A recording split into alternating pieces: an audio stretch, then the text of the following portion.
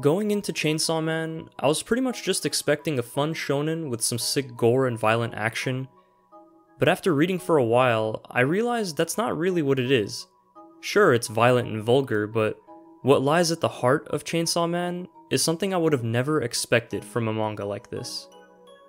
At first glance, the world of Chainsaw Man seems like a blatant ripoff of something like Devilman, where it takes place in a version of our contemporary world, except that devils exist. But where Chainsaw Man begins to stray away from this basic type of setting is when it elaborates on the actual nature of devils themselves. Turns out, they're actually born as the physical manifestation of people's fears. So with devils like the Chainsaw Devil or Bat Devil, we can see how people's fears of physical things, like objects and animals, can manifest, but there are also devils such as the Future Devil, which embody more abstract fears. The strongest devils typically embody things that people fear the most, or things that hold a great influence in the world. And keeping that in mind, you can just imagine how powerful something like the Gun Devil would be. Because of the sheer power of guns and the worldwide fear of gun violence, the Gun Devil had enough strength to kill nearly 1 million people all over the world in an attack that lasted less than 5 minutes. Now that's just one aspect that makes the universe of Chainsaw Man unique. I just don't want to reveal too much, because uncovering the mysteries and learning about the world of Chainsaw Man is honestly one of the most satisfying parts of reading it. We see this world through the eyes of our main character, Denji. At a young age, he witnessed his father commit suicide, not only leaving him alone, but also leaving behind a debt to the Yakuza, who continuously exploit him for most of his early life, leaving him with nothing but his dog, Pochita, a shack, and barely enough money for food. Denji dreams of the day when he'll work off his debt so he can finally have enough money to eat good food, feed his dog, and take a nice bath.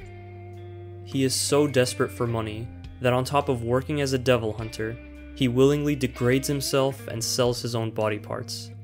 If that wasn't bad enough, after making a pact with the zombie devil, the Yakuza betray and kill Denji, along with his dog. Now, lying dead in a pile of garbage, Pochita makes one final request: show me your dreams. And after sacrificing its life, Pochita revives Denji and gives him the power of the Chainsaw Devil, allowing Denji to transform into Chainsaw Man. With his new power, Denji takes it upon himself to brutally massacre each and every one of the now zombified Yakuza, along with the zombie devil itself. This is a major turning point for Denji.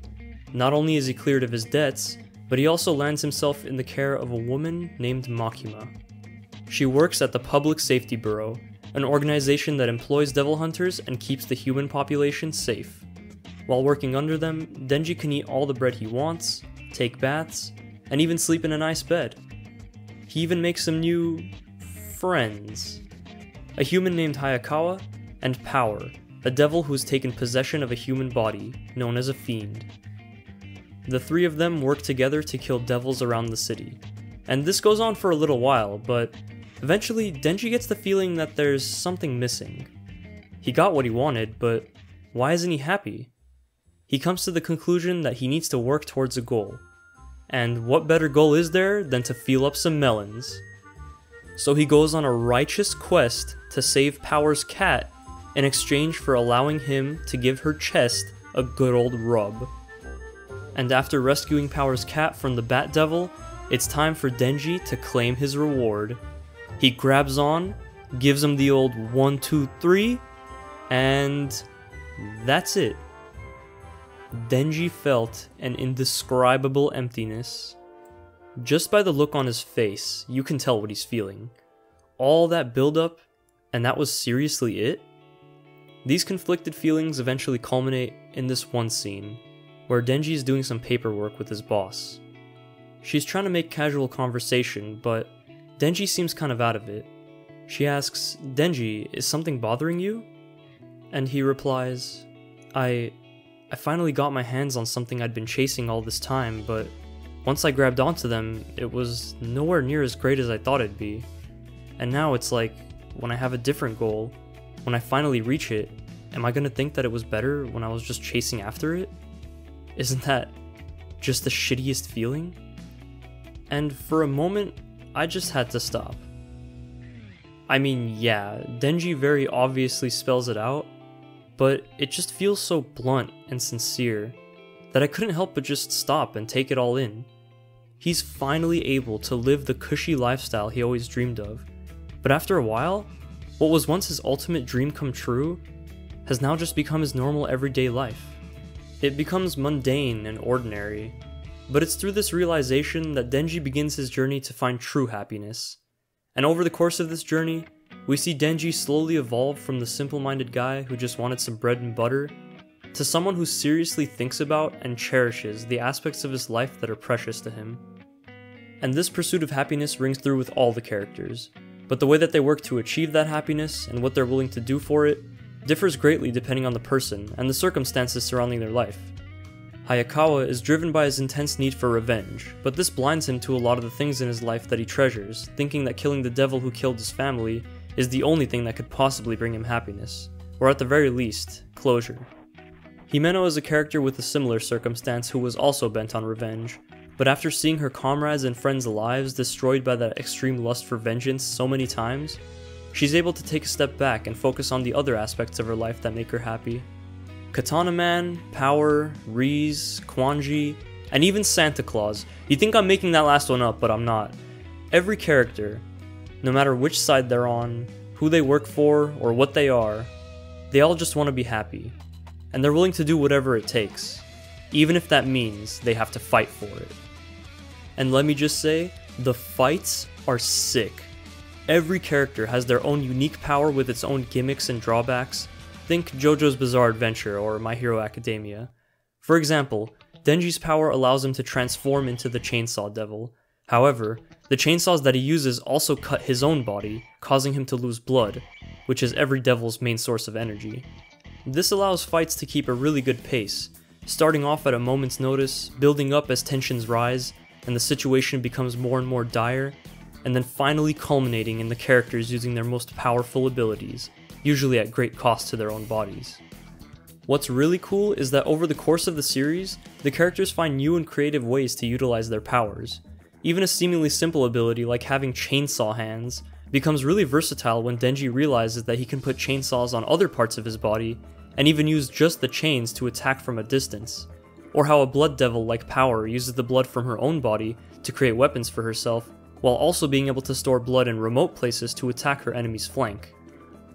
It's aspects like these, along with the pre-established character drama, that always keeps the fights tense and engaging, whether it's a conflict of clashing ideologies, or just a desperate struggle for survival.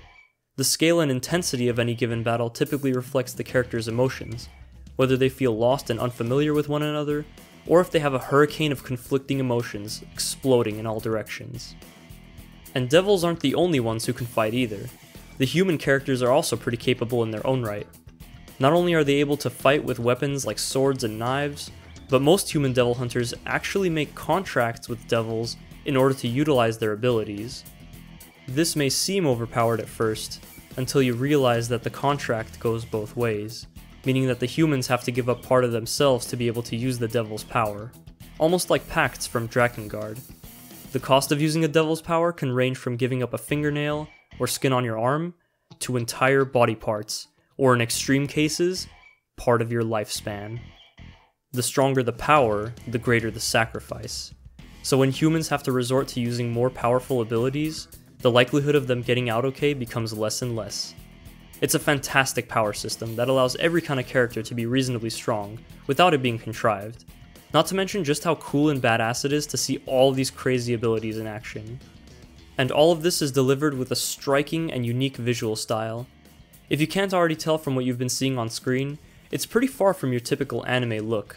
It's rough and sketchy, but the mangaka Tatsuki Fujimoto is a very versatile artist in the way that he draws.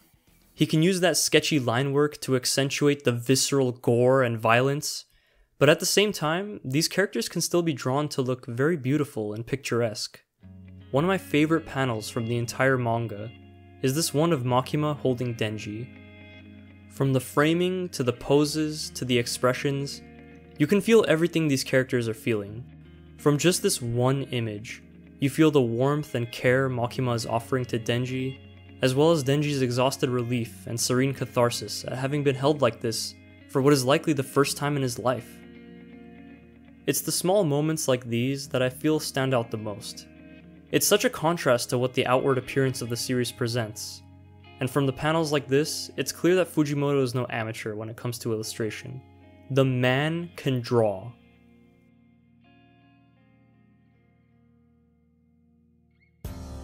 Even with fairly simple designs, the characters always look really sharp and stylish. The devil designs are particularly amazing.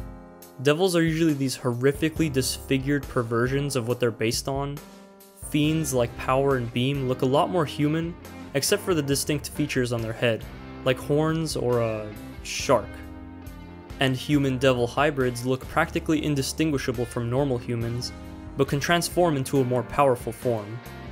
Fujimoto also has a really good sense for using lighting and panel structure to convey emotion, whether it be conveying the grandeur of a huge battle with big bright spaces, or dedicating an entire page to a single character covered in dark shadows to create a really quiet and intimate scene. Even the way that certain pages and panels are structured can give the reader a good grasp on a character's headspace. And it seems obvious when it's spelled out like this, but it's aspects like these that show that Fujimoto really understands and uses the medium of manga to its full extent. All of this is punctuated with a great sense of humor and some really fun dialogue. The characters talk in a very believable way. Friends are casual with each other, and enemies are more than happy to cuss each other out. I can understand if some people find this kind of dialogue immature or annoying, but I think it fits the overall tone, and it's used pretty well to flesh out each character's personality. Not to mention, you usually can't get through a volume without being blessed by a goofy face like this, or this, or this. There are so many great lines and scenes. It adds some nice levity to balance out the more serious aspects of the story, and it's just a good time overall. It really helps to ground these characters, and to make it feel like underneath it all, they really are just regular people. And that's the beauty of Chainsaw Man.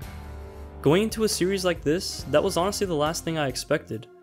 But it was such a pleasant surprise to see these characters grow and learn to appreciate life and the people around them. At the core of it all, this is a story about people. People who go through life and all of its hardships, because at the end of the day, you can kick back and enjoy it with those you care about. On a daily basis, they are faced with bloodshed and death. They have to survive the impossible and sacrifice their bodies just to live another day. But to them, it's all worth it, because when it's all said and done, they get to have a drink with their friends and just enjoy themselves. They get to chase their dreams, or even find new dreams to chase.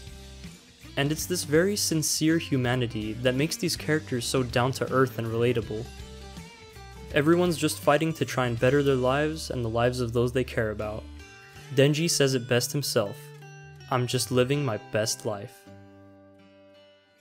And in order to live your best life, you need to read Chainsaw Man.